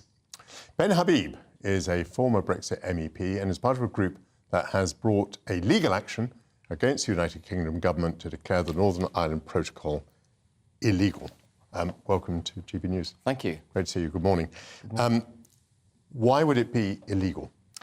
Well, in a sense, it's already proven to be illegal. The High Court in Belfast and the Appeals Court after that adjudged the Northern Ireland Protocol to have breached, and in the case of the Appeals Court, subjugated the Act of Union. And the Act of Union, if you like, in the late Lord Trimble's own words, the Act of Union is the Union. It is the instrument by which the United Kingdom was created. So by its very fundamental nature, it has broken a constitutional act of Parliament, which I argue, and my co-litigants argue, is not permitted to Parliament. At least it's not permitted to Parliament to do impliedly by mistake, which is what the government's lawyers are arguing. They're saying the Withdrawal Agreement Act, which was the Act of Parliament that gave Parliament and the government the authority to sign the Northern Ireland Protocol, impliedly set aside the Act of Union. And we say that simply does not hold true. You can't impliedly set aside a constitutional act of that nature. So if I've understood you, you've had two decisions in your favour But the legal action goes on. There must be another level of decision to be made. They have, peculiarly, Michael, they haven't been in our favour. What they've said is the Act of Union has been breached, or in the appeals court case, the subjugated, but it's been done legally. And so we've had to appeal that. We're also fighting on the grounds that the Northern Ireland Protocol breaches the Belfast Agreement, the Belfast Good Friday Agreement, because it foists on Northern Ireland a new constitutional arrangement without cross-community consent, which is an inherent foundational aspect of the Good Friday Agreement. Cross-community consent basically means that both nationalists and unionists in Stormont have to give their consent to a change to a legislative item before it can be imposed on Northern Ireland. And that was set aside by government, actually using a statutory instrument with which I'm sure you're familiar, perhaps viewers won't be, but that's an instrument that government can use outside of Parliament, outside of Parliament's blessing. So we argue the government's actually gone beyond its remit. It's tinkered with the Good Friday Agreement in order to force this protocol onto the people of Northern Ireland. I would guess that the argument against you is that there has been no constitutional change, that the introduction of checks on goods passing between Great Britain and Northern Ireland in this context does not represent a constitutional change. It represents a change of practice, and some people may like it and some people may dislike it. And I think the other argument that people would make, perhaps, is that this is not in breach of the Good Friday Agreement because the third strand of the Good Friday Agreement, which talks about the East-West dimension, refers to the relationship between the island of Ireland and Great Britain. It's a broad context of East-West relations. It's not limited to Northern Ireland's relationship with Great Britain. These are complex matters, but do you want to unpick that? Yeah, I mean, I would disagree on both fronts, obviously. Of course. On your first point about this not being a constitutional change, it is without doubt a constitutional change. Northern Ireland is subject to something like 3,000 regulations and laws made in Brussels and adjudicated by the European Court of Justice. So we have a foreign power making laws in Northern Ireland. It is effectively taxation without representation. It goes back to the very heart of democracy. People of Northern Ireland don't have a say in the institution which is making laws for them.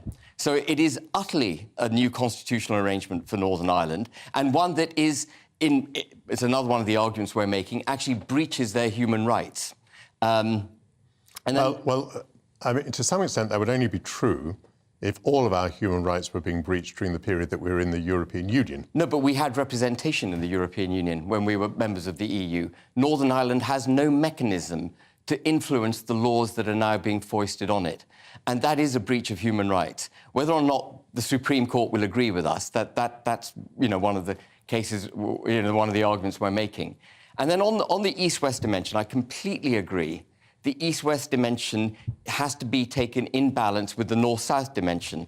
But what's happened with the protocol, the North-South dimension being between Northern Ireland and the Republic of Ireland? Thank you, yes. What's happened with the protocol is that it acknowledges the need to protect the Good Friday Agreement.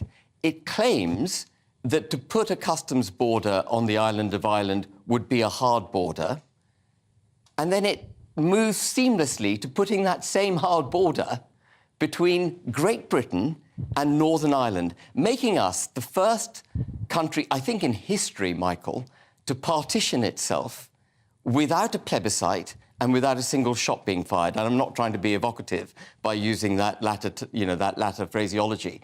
But that's what's happened. Normally, countries get partitioned either because they peacefully decide they're going to do it and they have a referendum, or there's a war or some kind of insurgency which forces the issue. But what we've got here, I think, and I say this advisedly, is a complete collapse in political will at Westminster to do what its very basic function is, which is to protect the fabric of the United Kingdom. The Westminster, including Brexiteers like Chris Eaton-Harris, who's now Secretary of State for Northern Ireland, and Steve Baker, who's Minister of State for Northern Ireland, have turned their back on the protection of the country in favour of the easier route of appeasement of the EU and appeasement of the Republic of Ireland. And it actually sickens me. I don't want to get too too emotional on the programme, but it sickens me to see how our politicians are prepared to step aside while this massive act of constitutional vandalism happens under their watch. Well, what has happened many times before in history, in this respect, that a British government has made a policy decision without thinking about Ireland. So we got into Brexit. With that, I wholly agree, yes, by the way. Without thinking about what the consequence is going to be for Ireland. History, I think, is probably not moving your way. I mean, I sense that the United Kingdom government and the Irish are moving closer together, which would probably mean that with the intervention of the United States as well, the European Union would move too. It seems to be quite likely there's going to be a compromise on this. And the compromise, I suppose, would allow a lot of trade that was moving between Great Britain and Northern Ireland to move in a way that was unhindered.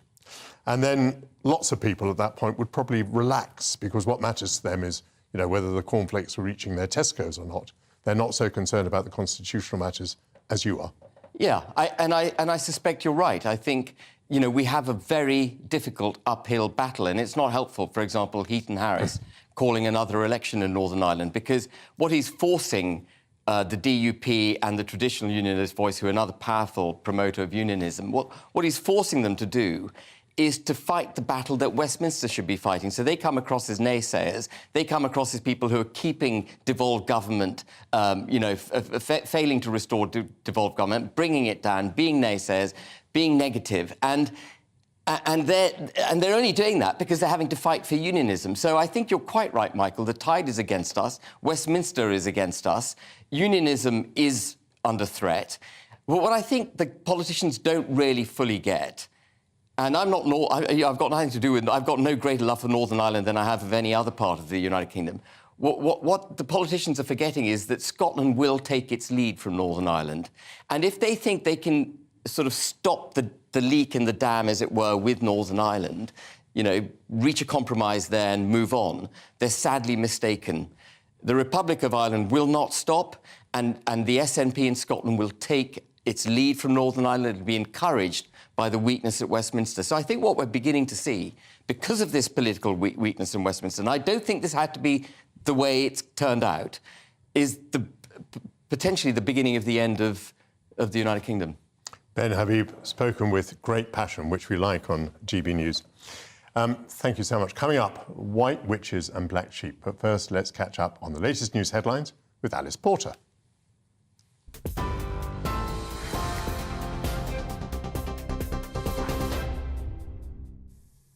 It's 11:30. I'm Alice Porter in the GB newsroom.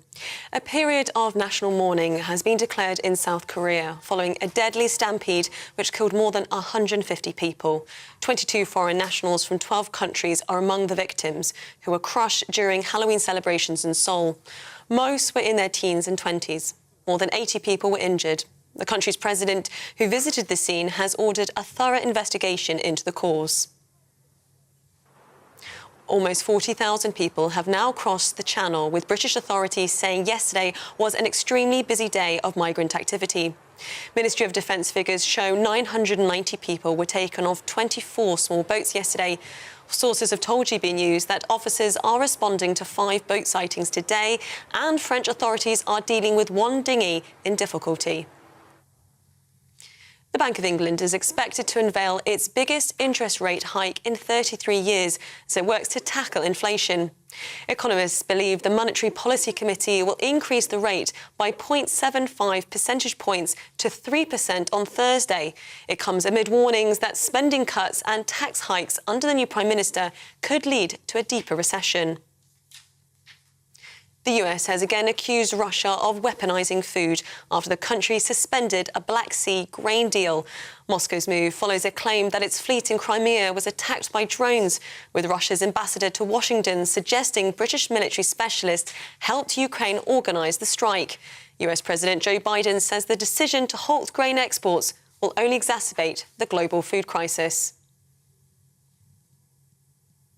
TV, online and DAB plus radio. This is GB News. Now it's back to Michael.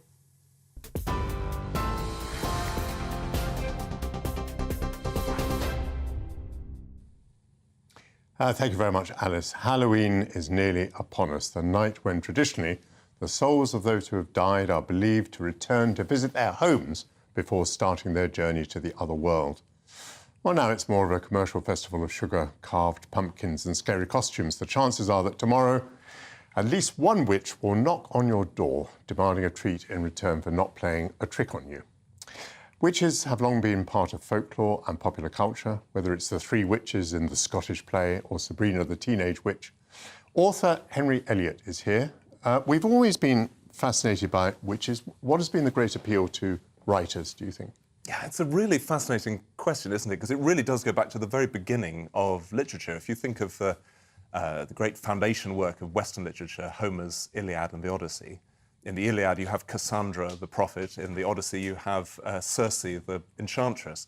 And yes, writers have returned to these characters again and again.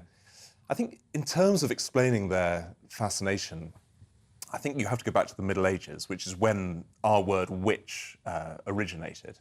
And originally, witchcraft meant witcraft. It meant kind of cleverness, kind of being clever with your skills.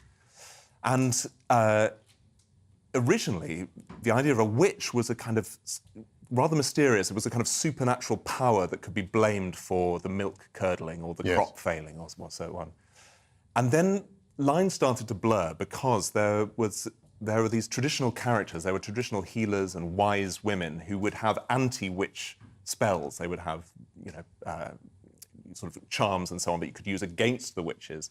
But of course, these rather eccentric, fringe, occasionally ostracized women were the image of them started to blend with the image of the witch themselves, and so that line between the good witch and the bad witch started to become less clear. Have you any idea where the sort of pointy hat and cloak and broom come from? That's so ingrained in the culture now, isn't it?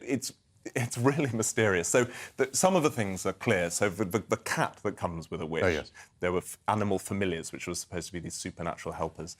The cauldron was for mixing up the spells. The hat, the most iconic element of a witch's costume, it's kind of unclear. It's often been taken back to hats which were associated with some kind of ostracized group. So sometimes it's thought to originate in the Quaker hat, which of course is tall but not pointed. There was a 13th century, in Europe, there was a 13th century hat called the Uden hat that Jews were required to wear. Maybe that's where it comes from. But really, I think the reason it's so stuck in our minds, that pointy hat, is that The Wonderful Wizard of Oz by L. Frank Baum, which was published in 1900, came with these wonderful illustrations by W.W. Denslow. And he had the Wicked Witch of the West in that absolutely recognizable pointy hat. And that was carried across to the classic Judy Garland film. And I think that's why we all associate that look with the witch. That's interesting. So that's only just over a century ago. Yeah, well, there are examples, there's early modern woodcuts of witches in pointy hats, but I think that's why they're so associated with that hat now. Yeah, one of the things that slightly worries me about this is that witches are generally women. I mean, I'm slightly surprised that there isn't a bit of a cancel culture around all of this, because this is, it can be interpreted as the demonisation of certain women. And just to remind ourselves how serious this got, at Salem in Massachusetts in 1693, that's right, I think 25 people died, 5 died in prison, 1 was crushed, and 19 were executed. Yeah. And of course, the vast majority of these witches were women on very flimsy evidence. I was talking to someone else about nocturnal experiences, and some people experience paralysis in their sleep, and they can have the illusion that they're being crushed by a figure, by a demon. Apparently the word nightmare originates from a demonic horse. Right. Which sitting on your... Which sat on you. Right. And so you can see that maybe a hysterical reaction to disturb sleep amongst some children. And obviously the children were hearing what everyone was talking about in the village, and so they suddenly think they're being crushed in the night, they've got this paralysis, they think it's so-and-so, they identify a woman, and that woman then hangs. I mean, this is a very serious business. It absolutely is, and I think you've touched on so many fascinating issues there. Firstly, I absolutely agree. I think when the word witch first came along, it was for men and women. Right. But it absolutely has come to be associated with women, and I'm sure you're right that that is the result of a generally misogynist culture which, likes to label powerful outsider women as something evil and other. And so I think that's absolutely where that's come from, and why the majority of those witch trials ended in the deaths of women. I think the reason we keep going back to those 17th century witch trials, that they're such extreme events, and I think we're so fascinated about it because there seems to be this kind of unfortunate aspect of human nature that a community can turn on one aspect of it Yes. and demonize it. And for a great interpretation of those witch trials is Arthur Miller's play The Crucible. And he was writing that in a direct response to the McCarthyism of mid-20th century America and the communist witch hunts which were going on then. And he saw a direct parallel, and that's why he wrote that play. But in terms of the idea of witches being cancelled, I think that's really interesting. And actually, I think there's a really positive spin that's come to be put on witches recently, which is that I think many women are kind of taking that identity of a witch and really finding it empowering and sort of owning it. You can go back as far as the 1920s when there's a fantastic novel by Sylvia Townsend Warner called Lolly Willows about this downtrodden, mousy aunt in this very middle-of-the-road family who just decides to walk out one day, moves to another village and joins a coven and becomes a witch, and in her later life has this wonderful sort of blossoming of joy and sort of her life. It's wonderful. And certainly from the 1950s, the sort of modern witchcraft trend that's known as Wicca has been, gathering momentum, and that's much more focused on self-healing and generally sort of curative aspects of well-being. So I think there's a way that actually people can find quite an empowering message in. I mean, a very recent example is in 2018, Madeline Miller's novel Circe goes right back to that original enchantress from Homer, who's always been seen as this sort of embodiment of sort of temptation and sort of evil characteristics. And she's turned that on its head and made her great heroine of her novel. I think we ought to touch on Macbeth. It's such a fascinating play. It opens with the three witches. Yeah. When shall we three meet again? In thunder, lightning, or in rain? And of course, it goes on to other aspects of the supernatural. There's the sleepwalking, and there is, of course, a lot of ghosts that come into Macbeth. How do you view those witches? I mean, oddly enough, they are commentators more than actors in a strange way, aren't they? Yeah, so they are, but Shakespearean witches are fascinating. And interestingly, perhaps one of the main reasons that he includes them is that James VI of Scotland was fascinated by witches. And in 1597, he wrote a book called Demonology, all about the things that witches get up to and how to stage a witch hunt and sort of put on a witch trial and so on. And that was reprinted just as he became James I of England. And it was such a popular book that Shakespeare seems to have put those witches straight into Macbeth. Yes, I do find them interesting. I think they absolutely embody what we were just describing, that kind of the sort of ambiguity between witches being both sort of healers and kind of prophets warning about things and sort of maleficent characters on the edge of society. Because, as you say, if Macbeth had left them well alone, he would probably be fine. It's just that they've given him some information and is what he's done with that sends him on the sort of tragic arc down into the... They give him that worst of all things, ambition. Ambition, But shall we be a bit jollier and talk about Harry Potter and yes. other more modern incarnations? Yes, well, gosh, it is fascinating, isn't it, that witches have become so ingrained in our culture, but they're now, in many, many children's books as great sort of aspirational characters. Before, of course, Harry Potter with Hermione Granger and Professor McGonagall and so on, wonderful witch characters. There was the Jill Murphy series of worst witch books with Mildred Hubble as a luckless witch learning how to be a witch. And of course, there's those fantastic Meg and Mog picture books with the fantastic Jan Pienkowski illustrations. Yeah, I think, witches have it's kind of come full circle that now it's it looks great fun to be a witch, and so children kind of love dressing up as witches, and it's become really quite a positive thing. Yes, it's been well and truly laundered from its origins, hasn't it? I also remember, I don't know, you probably don't, but there was a television series called Bewitched with a witch called Samantha, and she was very, very glamorous, and she lived a perfectly normal life in suburban America, but every now and again something needed to be done, and her nose twitched, and that was when a spell was cast. But of course, on the whole, she was doing a great deal of good. Well, yes, it's so interesting how witches have kind of come into really kind of modern context. So, yeah, I'm thinking of another book by John Updike, The Witches of Eastwick, about three housewives who kind of get seduced by this devilish character and become witches. Yes, it's as I say, I feel like it's almost become a kind of allegory or an identity for that women can embrace as a kind of powerful, what used to be this sort of mysterious, strange, ostracized power can now be embraced as kind of, yes, I am powerful as a woman, and that's good. Henry Elliott, that is very, very positive. As ever, you've given us a tremendous breadth of topics there, and do be very careful tomorrow night. I will. Thank you, Michael. Watch out for witches. Coming up, 30 years after leaving the family business, the black sheep of the brewing world, talking about the rising popularity of cask beer after the break.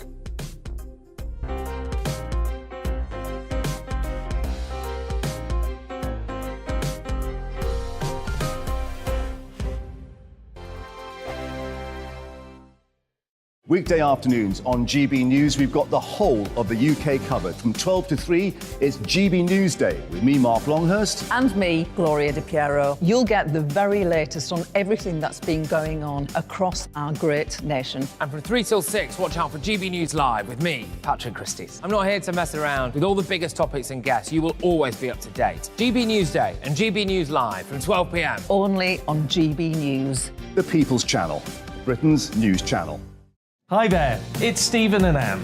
At breakfast from 6 a.m, you'll always be caught up with everything you need to know, the latest headlines, opinions and debates. We'll bring you the good news and the bad, but most of all, we're here for you. Remember, send in your views and let us know what you would like us to talk about.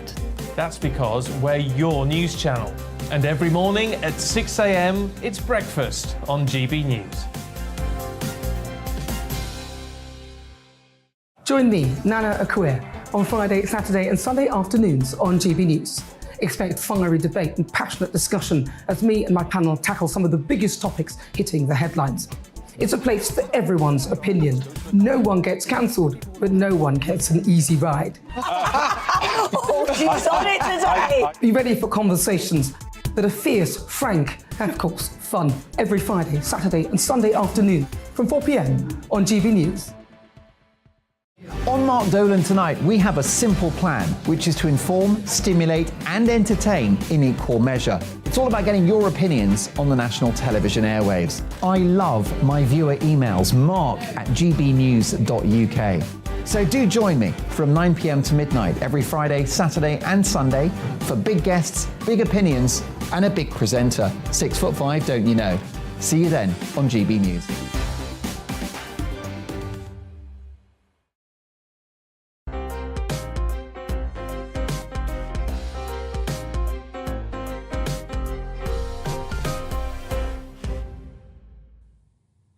Welcome back.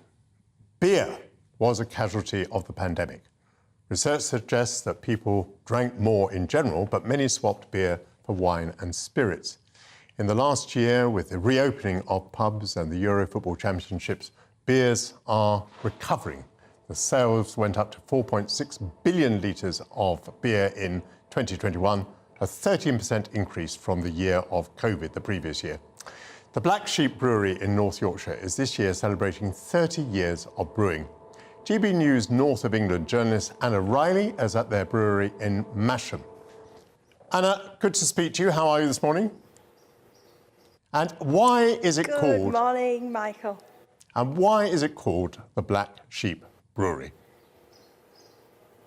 Good morning. Well, I've got just the man to tell you all about that. I'm joined here in the brewery in Massam by Rob Theakston. He's the managing director, and we've got such a lovely backdrop for you today. We're here with the copper kettle, and we're in the brewery itself. It smells delicious.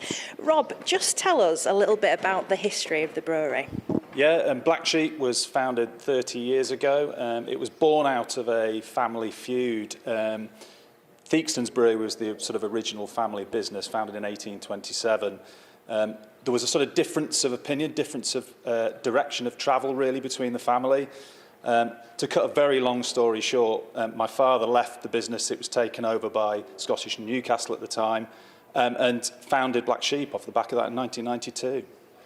And why was it called Black Sheep? Why that name for the brewery? Really because he was the black sheep of the family, going against the grain, going against the traditional family business that had been going so long. He was the black sheep.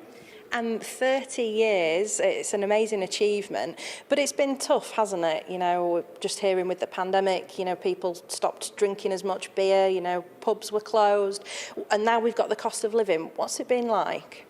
Tough, yeah. I mean, we're not immune to that. We see that in terms of our raw materials, and really, you know, we rely on people's consumer confidence. You know, when people are feeling the pinch, they don't go to the pub as much. We're all about supporting that great British institution, which is the pub. We produce cask beer, we make it, and it's a great social product. So we want to encourage that back, really. Tell me a little bit more about the cask beer and why it is such a British institution. It's been with us forever, and there's nowhere else in the world that you can get it. It's fresh, it's got brilliant English raw materials in, certainly in ours, and it's just a fantastic way to enjoy alcohol, I suppose. And what's the response like? We're here in the visitor centre, aren't we? So you've got people coming around, you're telling them all about brewing. What's it been like? Really positive. You know, we had a party at the weekend to celebrate the 30th anniversary, and the people came, you know, local people coming into the business, and it's just great. Everyone's really, really positive at the moment about it, so it's been great. And it's a family institution, like you've mentioned, and Theakston's as well. You're well known in this part of the world. Yeah, absolutely. We've got a deep-rooted history. We've been, as a family, around Massam for about 500 years, so we're definitely planted in this place, but if we can kind of keep going for another 500 producing amazing beer, then why not? Why do you think it is such a British institution, beer, the pub, you know?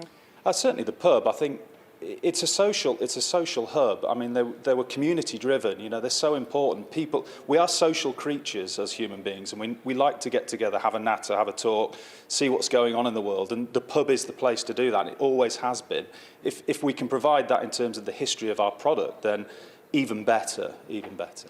And obviously, before it gets to the pub, it all starts here. Just tell us about this copper kettle behind us and the brewing process.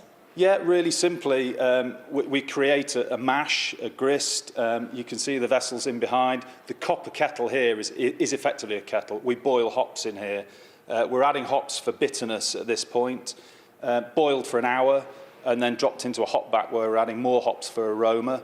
But it's just another classic part of the brewing process. And this vessel's about 80 years old. And you've got some for us to taste as well, haven't you? So tell me about this, and tell me the link to cask ales, because I believe this is what it is. Is this your top seller? Yeah, this is one of the original brews, Black Sheep Ale, brewed using traditional English hops like Fuggles, Goldings, using Marisota malt, and is an absolute classic of its type. It's effectively a strong bitter at 4.4. Normal bitters around sort of 3.8 for a sort of session bitter. This is a classic strong bitter. Cheers, Cheers. Rob. Cheers. Oh, that's lovely. That's very smooth. Just talk me through the taste. You've got a kind of pear droppy kind of note. You've got a biscuity kind of notes in there as well. Dry, bitter finish, which is really a symptom of our beers because we use a Yorkshire Square, which is a particular type of fermentation that's unique to us, and again gives that kind of nice finish that makes you want to kind of come back for more, really. It definitely does. I'll be coming back for more, definitely. So it's not just here where you can get the beer. You sell it online in supermarkets. What are your sales like? They've been up and down, I would say. You know, the pandemic has been tough for sales. We did a lot online at the time. You know, we really kind of changed the dial on that. We get out there into the supermarkets as well, so you'll find us in most of the major supermarkets.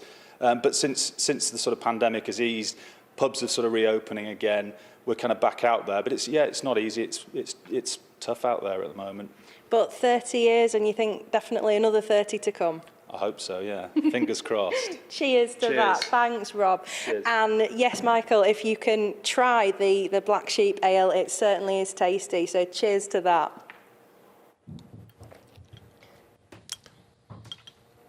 Well, thank you, Anna. Funnily enough, I'm able to do exactly that because I have a bottle of it here and I can confirm that it's 4.4%.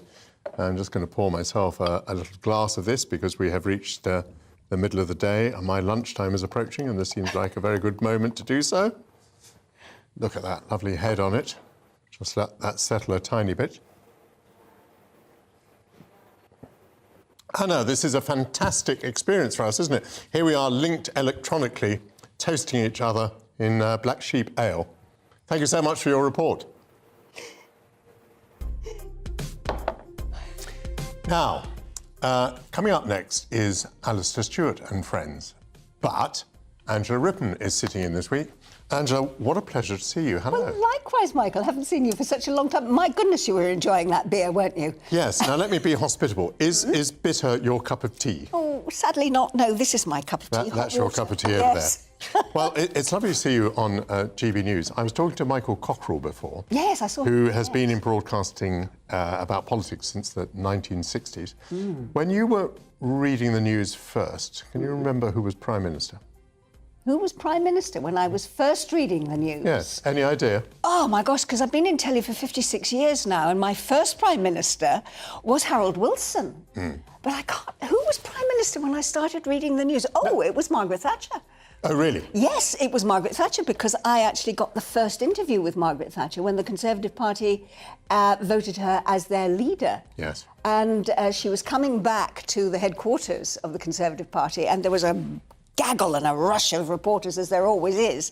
But because being the only woman in the pack, I was wearing stiletto heels. And I have to say, my stilettos came in very useful when all the men kind of... And I just went with the heels. And as she came out of the car, I got the first interview with her live on the 6 o'clock news that night. And then I started reading the news not long after, and she was PM. Yes. And how different was she then from what she turned out to be? Did you see the potential? Yes. Well, I think the party obviously saw the potential, otherwise they wouldn't have voted her in. Well, I don't know. It was kind of rather accidental. I think they were rather surprised. Well, yes. Really? I think many people thought, let's push Margaret Thatcher on round one of the voting. Then we'll have a round two where the real people come in. Right. I didn't realise. Yeah. But they... And for many years after she first arrived, she had many opponents in the cabinet. She did. And they thought she was an entirely temporary phenomenon. But you see, I think probably being a woman, as I turned out to be the first journalist woman to read the news, I was delighted to see the first woman to become Prime Minister of the country. And I think an awful lot of women in the country felt probably the same way about her, whether they liked her as a woman or not. I felt that as a man. One of the reasons I became a Conservative was I thought if the Conservative Party can be forward-looking and dynamic enough to have a woman as their leader, that's the party for me. What's on your show this afternoon? Well, politics. We got a lot of politics, obviously. I mean, you know, you can't get away from it at the moment, can you? But so there is, you know, we're going to be looking at all the stuff that's in Richie Sunak's in tray at the moment, and you know, is it too much for one person to cope with, and what he should be actually prioritising, and all the sort of little infighting that's going on in the background with Boris now going off to COP27, with the Suella Braverman story still the big bear trap that he's got that he's going to have to deal with. But we're also doing a few lighter things in the programme as well. We're going to be looking at the weather. Why are we having summer weather when we're just about to go into November? Talking to a meteorologist. And in Halloween, I'm going to be giving you a recipe for pumpkin soup, among other things. Pumpkin soup, that will go very nicely with my Black Sheep beer. Angela, you'll be on in a moment. I hope everyone will stay viewing for that. Thanks to all my guests this week, and thanks to everyone at home for watching. Enjoy the rest of your Sunday, and we'll start by looking at what sort of weather you can look forward to. Looking ahead to this afternoon, and the UK is looking mixed with bright spells and showers and more general rain clearing from the southeast. Let's look at the details. While showers affect mainly southern parts of the country, the north of Scotland should escape most of them this afternoon. There'll be plenty of bright weather, although it will be quite windy. The odd shower is possible across Northern Ireland, although many parts should be dry, with some bright or sunny spells developing at times. A changeable afternoon's expected across northern England. Some sunshine is likely, but there'll also be a scattering of showers, some heavy and possibly thundery. Northern parts of Wales will also have a mixture of sunshine and showers, although in the brighter moments temperatures should reach 16 degrees Celsius or 61 Fahrenheit, which is above the late October average. The south to southwesterly breeze will feed the occasional shower in across the East Midlands. There will also be some brighter breaks through, and out of the wind, it shouldn't feel too bad at all. After some early patchy rain, East Anglia should just about remain dry for the second half of the day. The wind should also be a lighter here.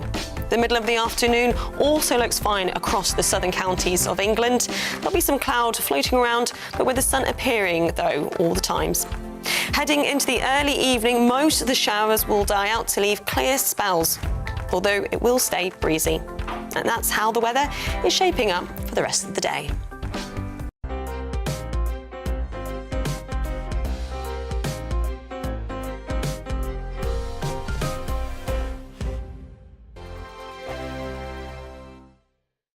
Join my show Farage, 7 p.m. till 8 p.m. Monday through Thursday, and there you will get opinion, analysis, debate, and I'll cover